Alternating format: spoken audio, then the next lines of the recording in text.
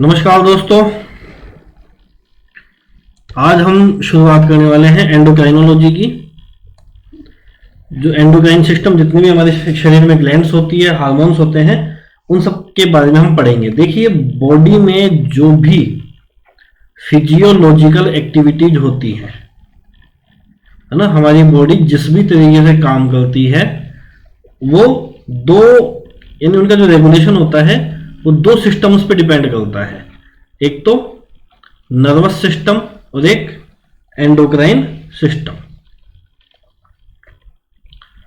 Nervous system में काफी सारी नर्व्स होती हैं जो इंपल्सेस के माध्यम से काम करती है। किसके माध्यम से काम करती है? इंपल्सेस के माध्यम से। और जो एंडोक्राइन सिस्टम होता है, इसमें कुछ ग्लैंड्स होती हैं जो सिक्रेट करती है हार्मोन्स। ये एक तरह के कुछ रासायनिक पदार्थ होते हैं। ये हार्मोन्स जो होते हैं ये शरीर के विभिन्न अंगों पे पहुंचकर और अलग अलग हार्मोन के जो भी काम होते हैं उन सबको करते हैं। देखिए, हार्मोन्स जो हैं वो दो टाइप के हो सकते हैं। एक तो क्लासिकल हार्मोन्स और एक हो सकते हैं लोकल हार्मोन्स।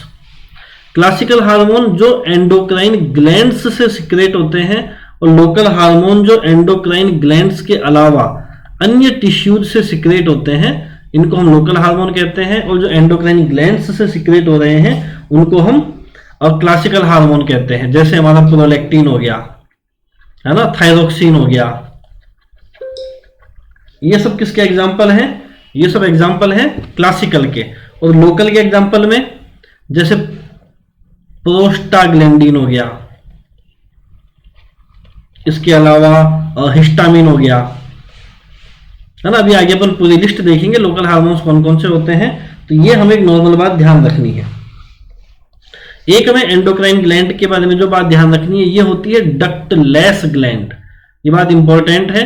इनमें किसी तरह की कोई नली नहीं होती। जैसे हमने सलाइवरी ग्लैंड में देखा था कि वहां पे उनकी कुछ डक्ट्स होती है जिनके माध्यम से वो अपना सिक्रेशन निर्धारित जगह पे छोड़ती है। लेकिन एंडोक्राइन ग्लैंड्स में ऐसा कुछ नहीं होता है। इनमें किसी तरह की कोई डक्ट नहीं होती। यहां से सीधा सिक्रेशन निकल के ब्लड में मिल जाता है और फिर वो ब्लड के माध्यम से जहां पर जो भी टारगेट ऑर्गन होता है वहां तक पहुंचता है। एक्सोक्राइन ग्लैंड्स और एंडोक्राइन ग्लैंड्स में मुख्य अंतर यही है।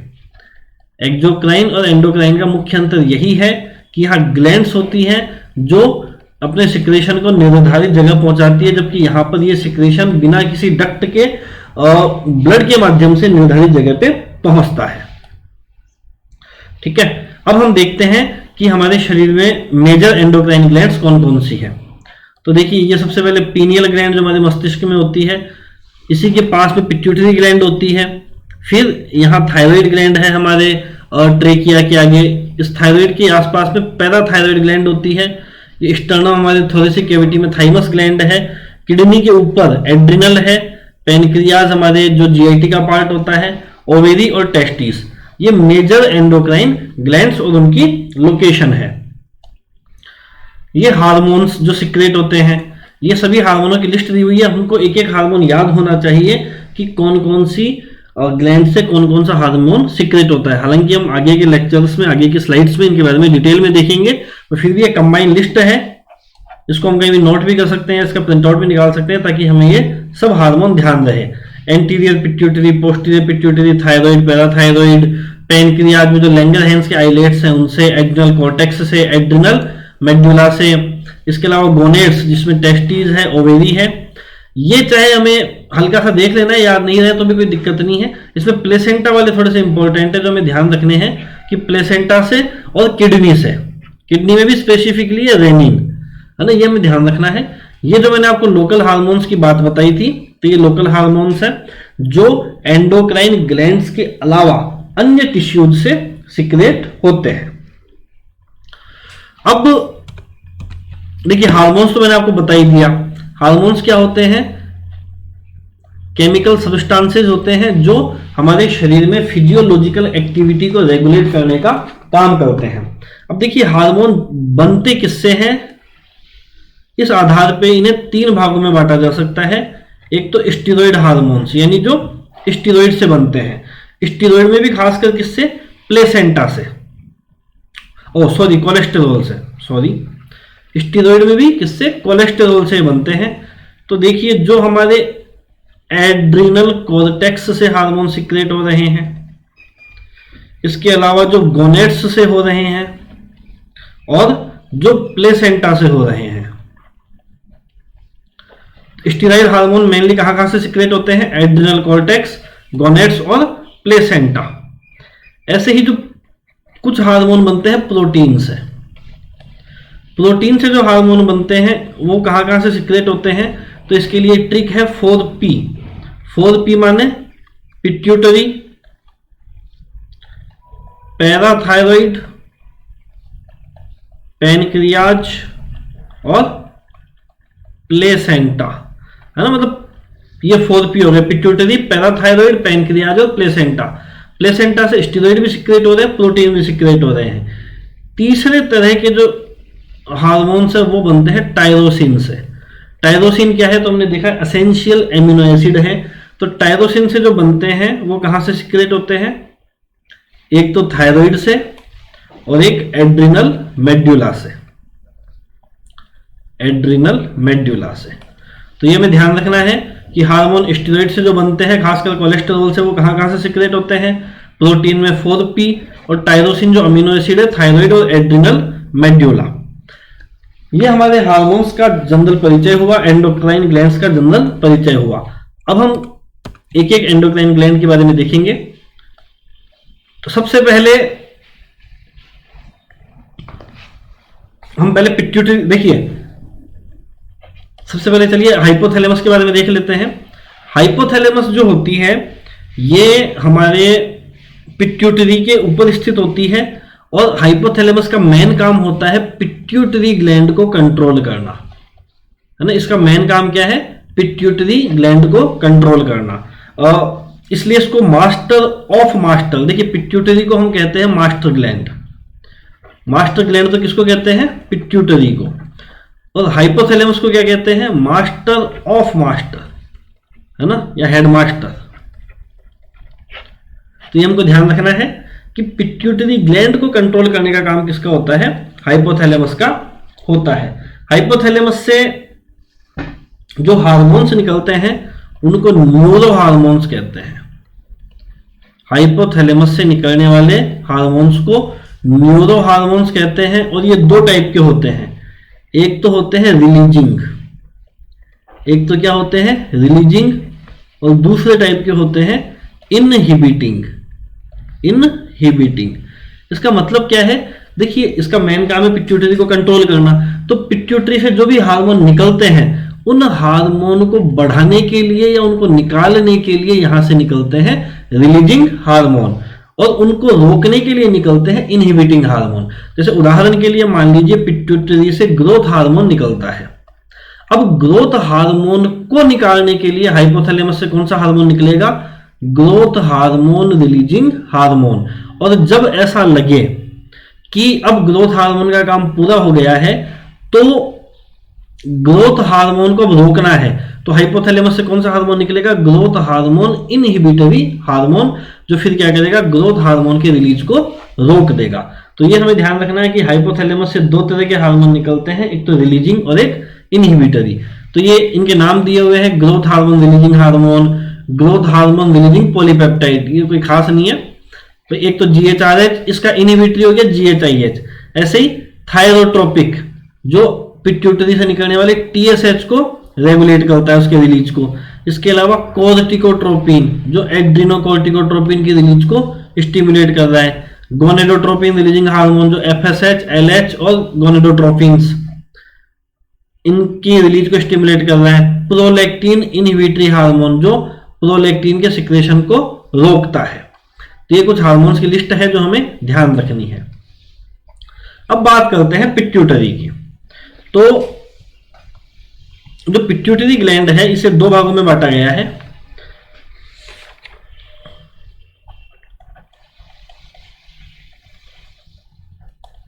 एक तो एंटीरियर पिट्यूटरी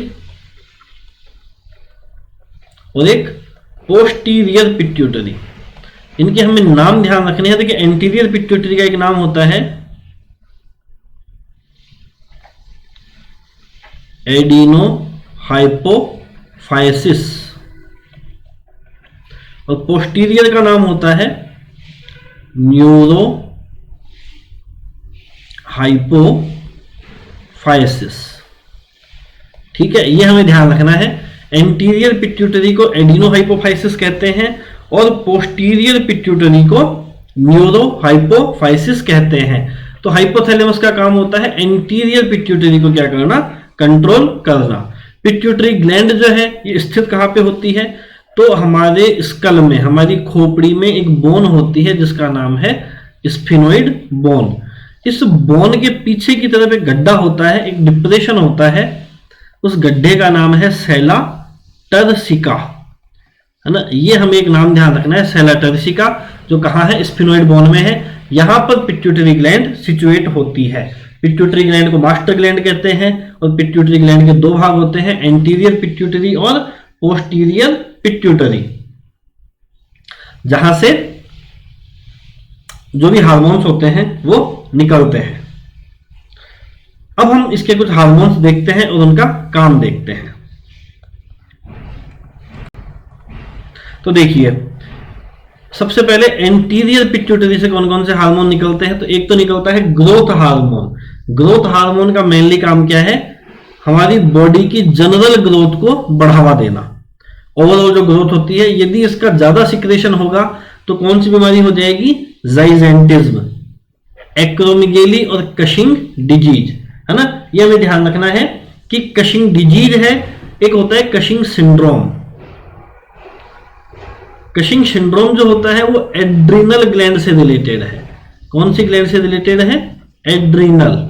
जबकि कशिंग डिजीज किससे रिलेटेड है, पिट्यूटरी के ग्रोथ हार्मोन से। ठीक है, देखिए जाइजेंटिज्म में क्या होता है, जाइजेंटिज्म में पूरी की पूरी बॉडी की एक्सिस ग्रोथ होती है।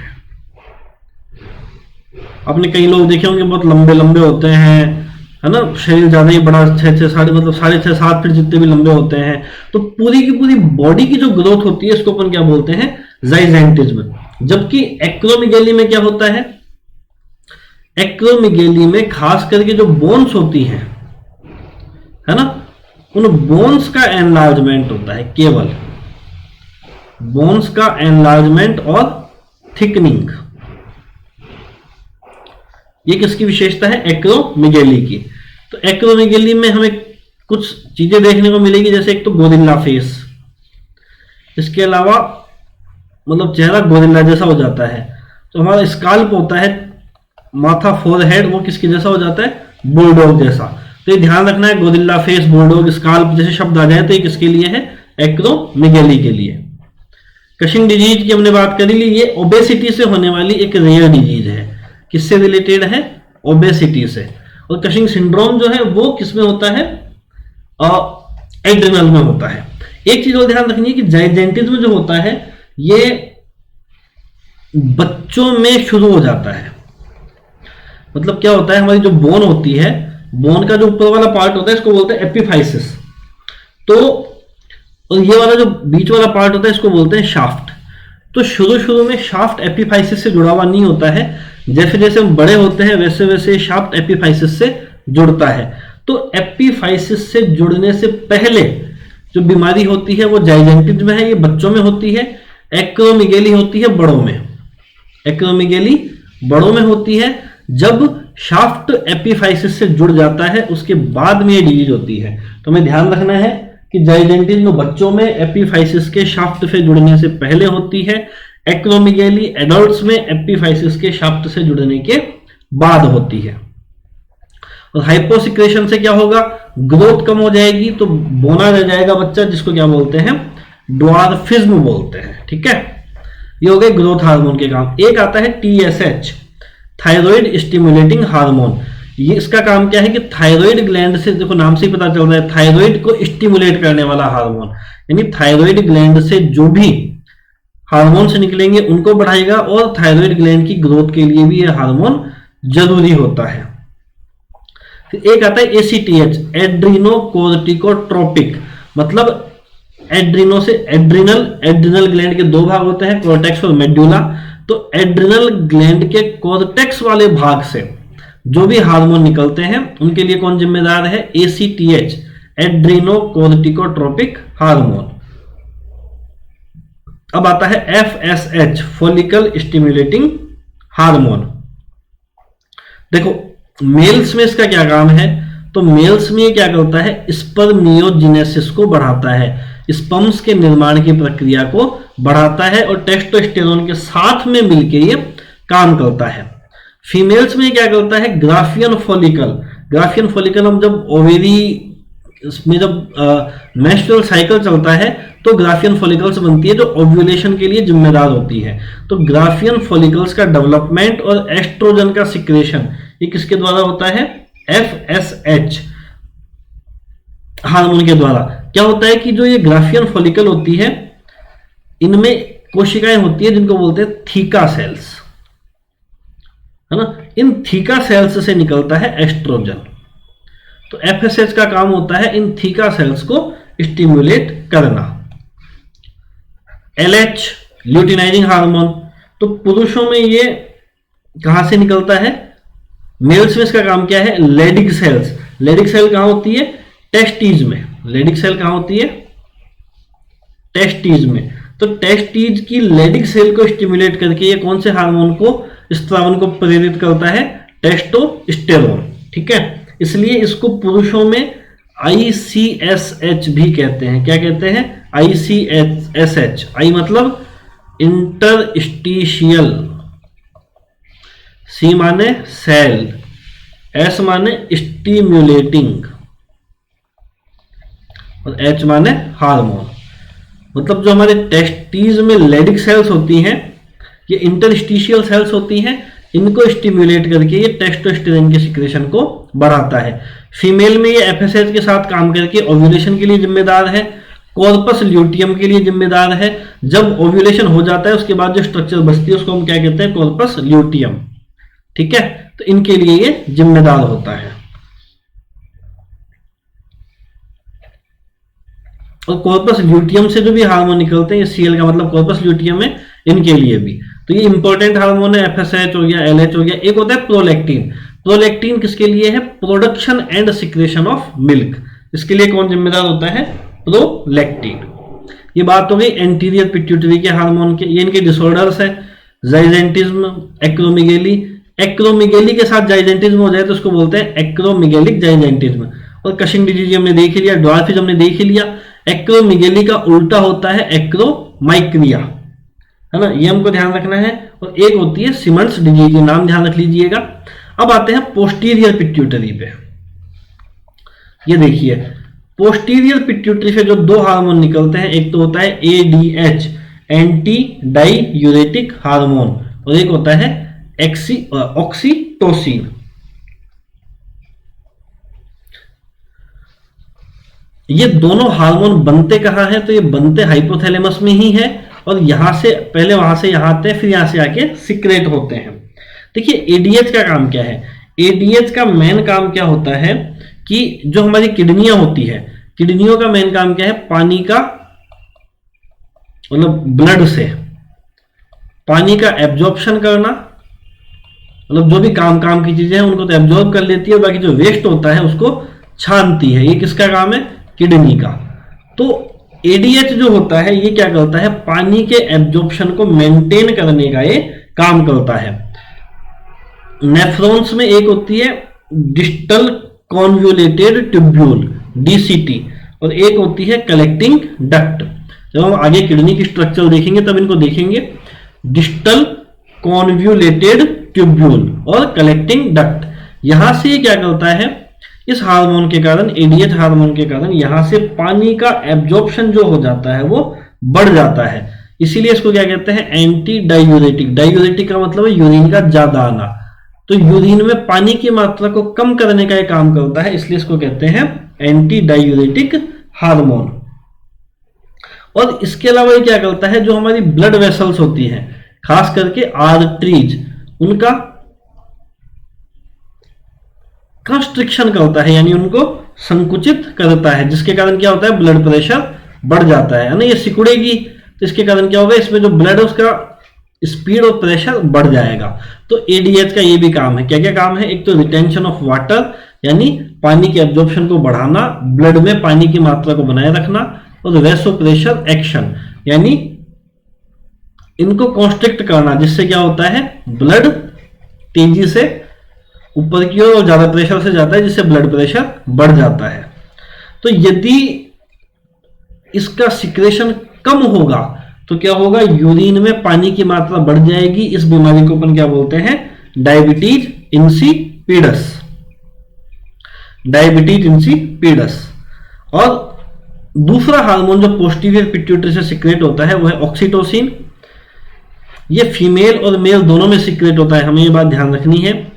और फीमेल्स में क्या करता है कि एक तो मेमरी ग्लैंड से मिल्क के इजेक्शन को बढ़ाता है। जो प्रोलैक्टिन होता है वो मिल्क का प्रोडक्शन करता है, उसका सिक्रेशन भी करता है, जबकि ऑक्सीटोसिन क्या करता है? मिल्क के इजेक्शन को बढ़ाता है। इसीलिए आपने सुना होगा भाई, जैसे गाय भैंसे होती है उनके दूध को बढ़ाने के लिए उनके ऑक्सीटोसिन का इंजेक्शन लगाया जाता है। उससे क्या होता है? वो दूध आसानी से निकालने लग जाती है।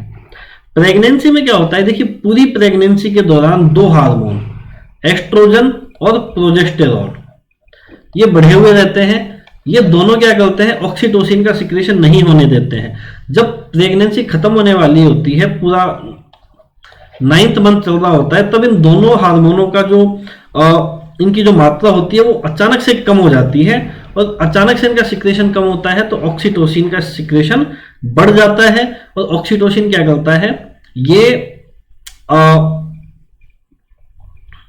जो यूट्रस होता है, यूट्रस को कॉन्ट्रैक्ट करके और फीटस को, गर्भ को बाहर निकलने में मदद करता है। और इसके साथ ये क्या करता है कि जो स्पर्म्स है उनको फैलोपियन ट्यूब तक ले जाने में भी हेल्प करता है फीमेल्स में।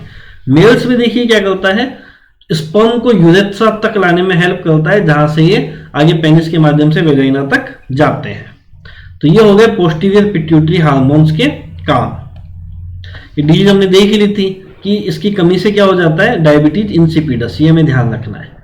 साइमन डिजीज में क्या होता है कि आदमी 30 साल का जैसे कोई व्यक्ति है तो वो 60 साल का लगने लग जाएगा, क्योंकि उसके ग्रोथ हार्मोन प्रॉपरली काम नहीं कर रहे थे। ठीक है, तो ये हमने देख लिया पिट्यूटरी ग्लैंड के एंटीरियर पोस्टीरियर के हार्मोन्स और इनकी कमी और अधिकता से होने वाली बीमारियां।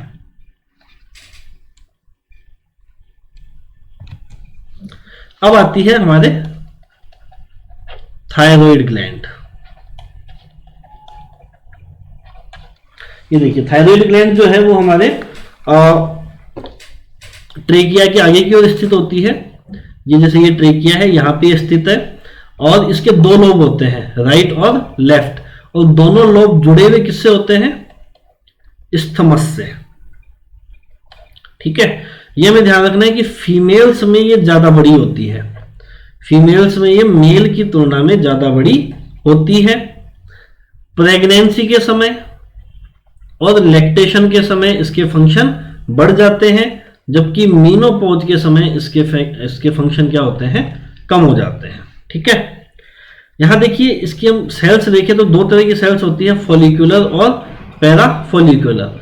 इनमें जो फॉलिकुलर सेल्स है उनसे जो हार्मोन सिक्रेट होते हैं वो है T3 और T4। T3 का फुल नाम क्या है? Triiodothyronine. और T4 का नाम क्या है? Tetraiodothyronine. या T4 का एक और नाम होता है जिसको अपन क्या कहते हैं? थायरोक्सिन। ठीक है, तो ये हमें ध्यान रखना है। T3 का नाम है ट्राइआयोडोथायरोनीन और T4 का नाम है टेट्राआयोडोथायरोनीन या थायरोक्सिन। और ये दोनों कौन सी सेल्स से सिक्रेट होते हैं? फॉलिकुलर। जबकि पैराफॉलिकुलर से जो हार्मोन सिक्रेट होता है उसका नाम है कैल्सीटोनिन। तो थायराइड से कितने हार्मोन सिक्रेट हुए? 3, T3, T4 और कैल्सीटोनिन। देखिए, जो T3 होता है ये टोटल जो हार्मोन्स हैं इनका 9 से 10% ही होता है।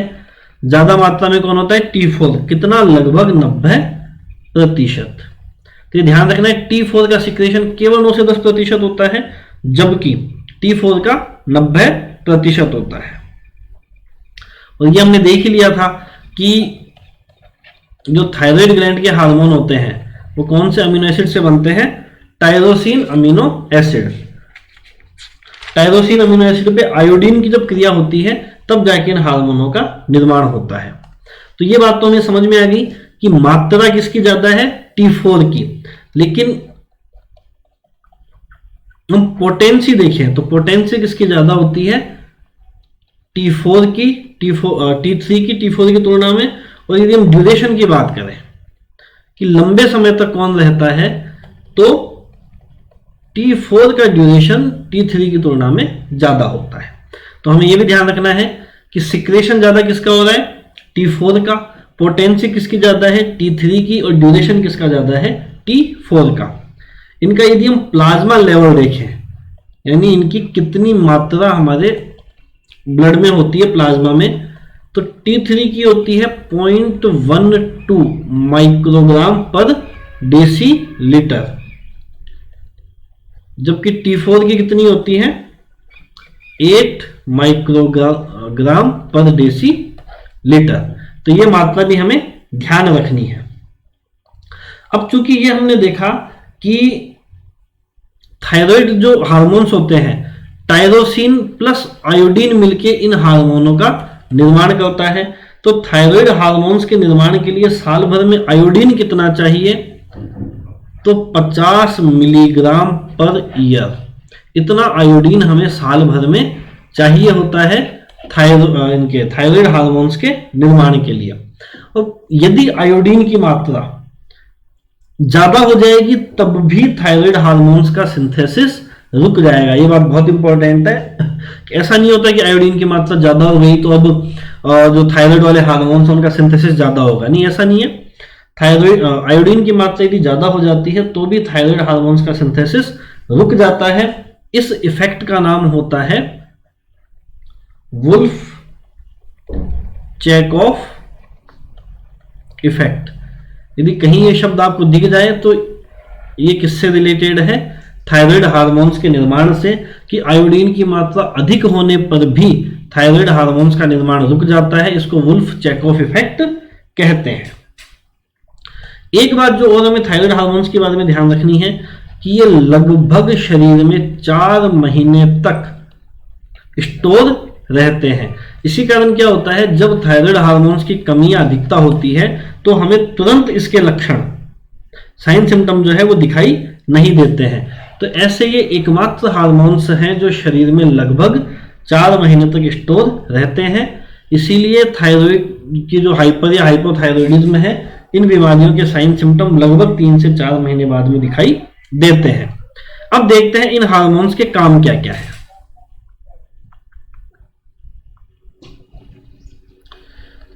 तो ये देखिए, थायरोक्सिन और T3 और T4 काम इनके दोनों के सेम है कि एक तो ये हमारे शरीर में जो BMR होती है, बेसल मेटाबॉलिक रेट, इसको क्या करते हैं, बढ़ाते हैं।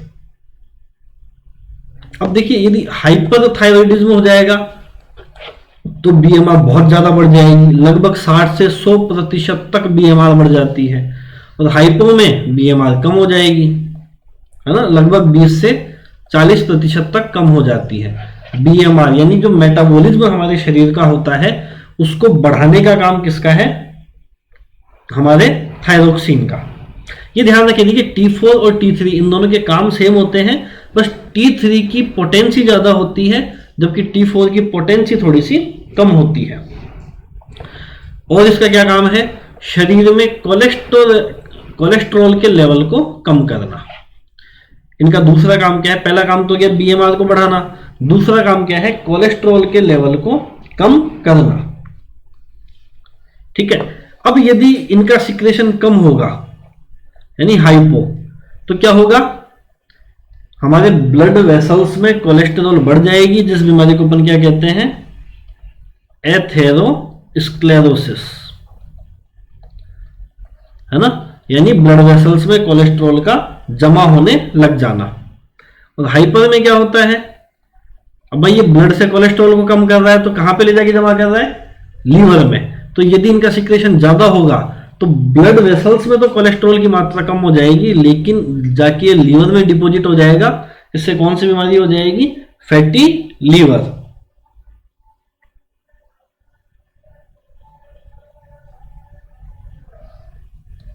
और इसके अलावा क्या होता है, देखिए टेम्परेचर को बढ़ाना, ग्रोथ को बढ़ाना। अब आपने देखा होगा कि जो पिट्यूटरी से ग्रोथ हार्मोन निकलता है वो भी ग्रोथ को बढ़ाता है, और थायरोक्सिन, ये जो T3 T4 है, ये भी क्या करते हैं, ग्रोथ को बढ़ाते हैं। इसलिए यदि T3 T4 की कमी हो जाए बचपन में ही तो ग्रोथ का रिटार्डेशन हो जाता है, जिस बीमारी को अपन क्या बोलते हैं, क्रेटिनिज्म। बॉडी वेट को भी यदि हाइपर होगा तो बढ़ेगा, हाइपो होगा तो कम हो जाएगा। सॉरी, बॉडी वेट जो होता है, यदि हाइपर सिक्रेशन हो रहा है तो बॉडी वेट क्या हो जाएगा, कम हो जाएगा, है ना। ये बात ध्यान रखनी है, इनवर्स रिलेशन है कि यदि हाइपर सिक्रेशन है T3 T4 का तो बॉडी वेट क्या होगा, कम, क्योंकि बीएमआर बढ़ जाती है, मेटाबॉलिज्म बढ़ेगा तो उससे क्या होगा, जो भी हम खा रहे हैं उनका ज्यादा पाचन होगा तो उसके कारण बॉडी वेट क्या होगा, कम। जबकि हाइपो में क्या होता है, उल्टा होता है, बॉडी वेट बढ़ जाता है। इसके अलावा हार्ट रेट को बढ़ाने का भी इनका काम है, ठीक है। तो ये सब हमको ध्यान रखना है कि ये कार्बोहाइड्रेट, प्रोटीन सिंथेसिस, ग्रोथ को बढ़ाना, नर्वस सिस्टम की एक्टिविटी को बढ़ाना, टेम्परेचर, ग्रोथ आदि सबको बढ़ाना, ये किसका काम है, T3 और T4 का।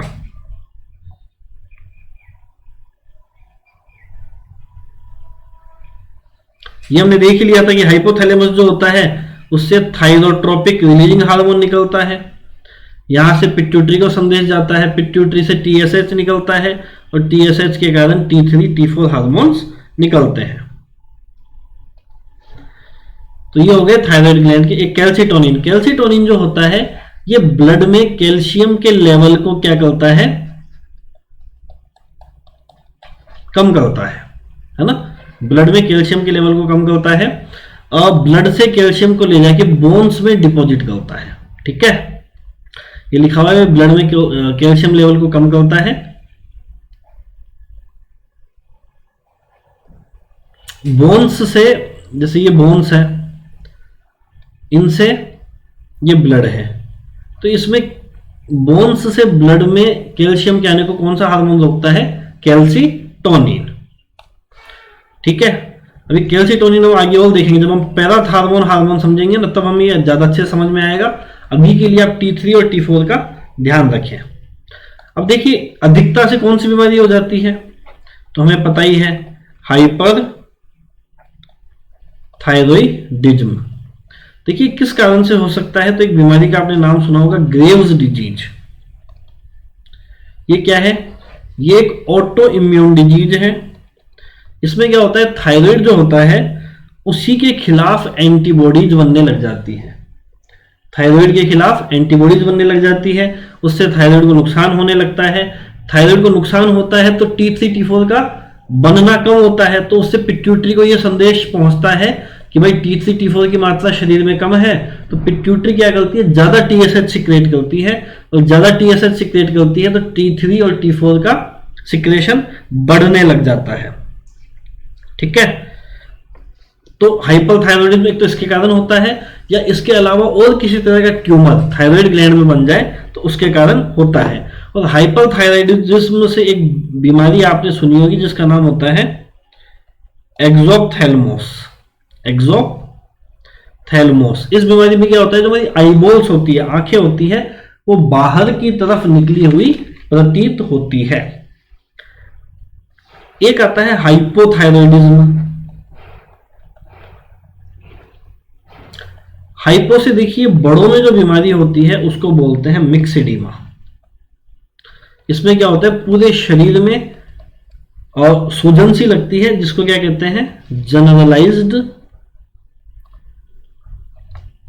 इडिमेटस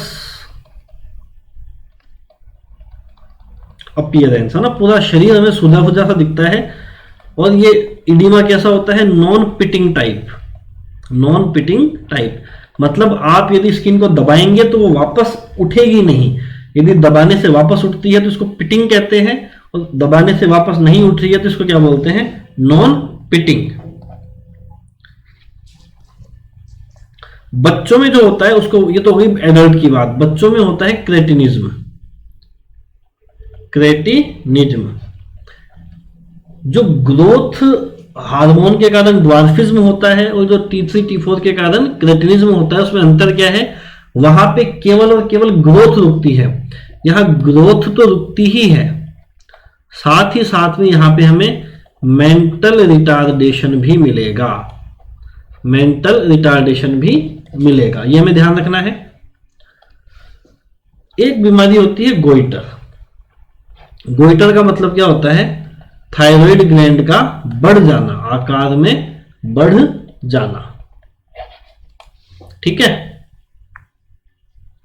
तो गोइटर जो होता है वो यदि हाइपर थायराइडिज्म में हो रहा है तो ये किसके कारण से हो रहा होगा, कोई भी ट्यूमर वगैरह से, और इस गोइटर को बोलते हैं टॉक्सिक गोइटर। और जो आयोडीन की कमी से होता है गोइटर उसको बोलते हैं नॉन टॉक्सिक, और वो जनरली होता है हाइपोथायरॉयडिज्म में, ये बात हमें ध्यान रखनी है। गोइटर का मतलब है थायराइड ग्लैंड का बढ़ जाना, हाइपोथायरॉयडिज्म में होता है टॉक्सिक गोइटर, हाइपो में होता है नॉन टॉक्सिक, जो किसके कारण होता है, आयोडीन की कमी से। अगली ग्लैंड जो हमारी आती है वो आती है पैराथायरॉयड। देखिए पैराथायरॉयड हमारे शरीर में टोटल कितनी होती है, 4। ये थायराइड है, इसके ऊपर 2 तो ये सुपीरियर पैराथायराइड है और 2 है इंफीरियर पैराथायराइड। इनमें एक कोशिकाएं होती है जिनको हम कहते हैं चीफ सेल्स। इन चीफ सेल्स से हार्मोन निकलता है पैराथॉर्मोन, PTH, यह हमें ध्यान रखना है। पैराथॉर्मोन जो है वो पैराथायराइड ग्लैंड से निकलने वाला हार्मोन है। अब इसके काम देखिए, इसका काम इंपॉर्टेंट है। इसका काम होता है ब्लड में कैल्शियम के लेवल को मेंटेन रखना। ब्लड में कैल्शियम का नॉर्मल लेवल कितना होना चाहिए, 9 से 11 mg पर डेसीलीटर। तो इसको बनाए रखने का काम किसका होता है, पैराथॉर्मोन का। कैसे करती है ये काम, एक तो ये बोन्स से कैल्शियम के एब्जॉर्प्शन को बढ़ाकर ब्लड में लाती है। हमारी बोन्स कैल्शियम से बनी हुई है तो वहां से कैल्शियम को हटाती है और उसे ब्लड में लेके आती है। इसके अलावा किडनी से कैल्शियम के री एब्जॉर्प्शन को बढ़ाती है। जब ब्लड किडनी में जाता है छन्ने तो वहां से कैल्शियम के वापस री एब्जॉर्प्शन को बढ़ाना, पुनः अवशोषण को बढ़ाना किसका काम है, पैराथॉर्मोन का। और ऐसे ही जीआईटी में जो हमारा विटामिन डी होता है उसको ये एक्टिवेट करती है, खास करके विटामिन D3 को, और इसके द्वारा भी कैल्शियम के अवशोषण को बढ़ाती है। तो इन 3 ऑर्गन्स पे पैराथॉर्मोन काम करता है, बोन्स, किडनी और जीआईटी। और यहां से कैल्शियम के अवशोषण को बढ़ा के कहां लेके आता है, ब्लड में। और कितना मेंटेन रखता है, 9 से 11 mg पर DL। और एक इसका काम होता है फॉस्फेट पे। फॉस्फेट क्या, ये फॉस्फेट का ब्लड में लेवल क्या करता है, कम करता है ना। कैल्शियम का तो बढ़ाता है, फॉस्फेट का कम करता है। जबकि जो कैल्सिटोनिन हार्मोन है वो इसका जस्ट उल्टा काम करता है ना। कैल्शियम के लेवल को तो वो कम करेगा और फॉस्फेट के लेवल को वो बढ़ाएगा।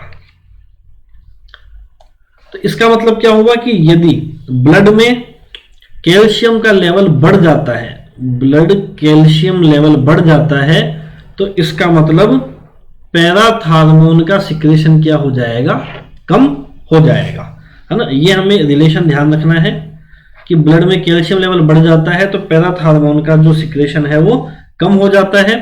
जबकि यदि ब्लड में फॉस्फेट का लेवल बढ़ जाता है तो पैराथॉर्मोन का सिक्रेशन भी बढ़ जाता है।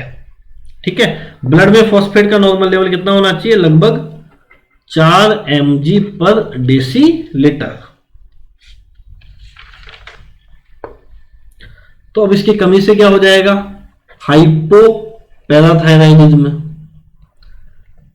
हाइपोपैराथायराइडिज्म का मतलब क्या हो गया, अब ब्लड में कैल्शियम का लेवल भी क्या हो जाएगा, कम, हाइपोकैल्शियमिया,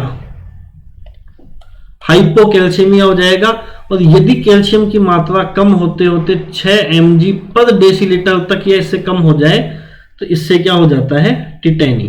टिटेनी मतलब मसल्स में स्पाज्म होता है, पेनफुल, खास करके जो हमारे हाथ पैर की हड्डियां उंगलियां हैं इनमें, ठीक है। और अधिकता से क्या हो जाएगा, अधिकता से हो जाएगा हाइपर पैराथायराइडिज्म, यानी ब्लड में कैल्शियम की मात्रा ज्यादा बढ़ जाएगी, ठीक है। तो ये हमारा हो गया पैराथायराइड से निकलने वाला पैराथार्मोन। तो हमने हाइपोथैलेमस, पिट्यूटरी, थायराइड और पैराथायराइड ये 4 देखी है। बाकी जो नेक्स्ट है वो हम देखेंगे हमारी अगली क्लास में। तब तक के लिए धन्यवाद।